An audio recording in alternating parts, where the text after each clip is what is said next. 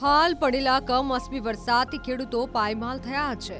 રડતી આંખે ધોવાઈ ગયેલો પાક જ્યારે જુએ છે ત્યારે બધું જ ધૂંધળું દેખાય છે। ત્યારે આવા સમયે એક વ્યક્તિ ઊભો થયો અને એક સાથે 290 ખેડૂતોનું દેવું ચૂકવી દીધું।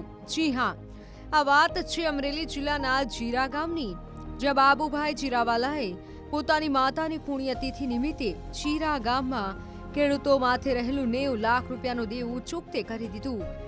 આ અંગે બાબુભાઈ જીરાવાલાનું શું કહેવું છે તે સાંભળો।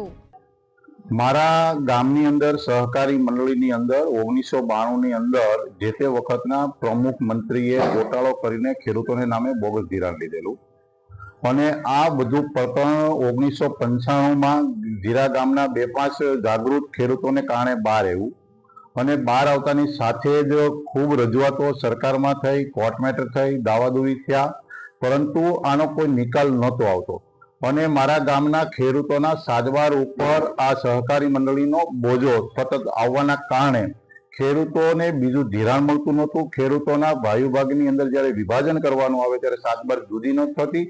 આવી અનેક સમીક્ષાઓ ચાલતી હતી। એ સમય અંતર્ગત હું જ્યારે અહીંયા મારા ગામ આવતો ત્યારે ગામના આગેવાનો મને કહેતા કે ભાઈ બાબુલાલ, તું બધું કરે છે, જોવે છે, પણ દીકરા અમને એક આ પ્રકરણમાંથી છોડાય તો અમે અમારા દીકરાઓ સુખી થશે, અમારા સાતબાર જુદી પડતી નથી।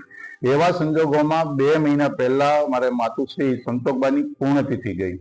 એ પૂર્ણતિથિ નિમિત્તે અમે એક નક્કી કર્યું, બંને ભાઈઓ, હું અને મારા મોટા ભાઈ ઘનશ્યામભાઈ છે, એણે એક વિચાર મૂક્યો હતો કે ભાઈ જીરા ગામની અંદર કરવા જેવું કામ કયું છે, તો કે ભાઈ બધા કરતા જો બેસ્ટ કામ હોય તો આ સહકારી મંડળીનું દેણું છે, જો ખેડૂતોને આપણે ભરી દઈએ તો મને એવું લાગે છે કે વધારે વિશેષ સારું લાગશે।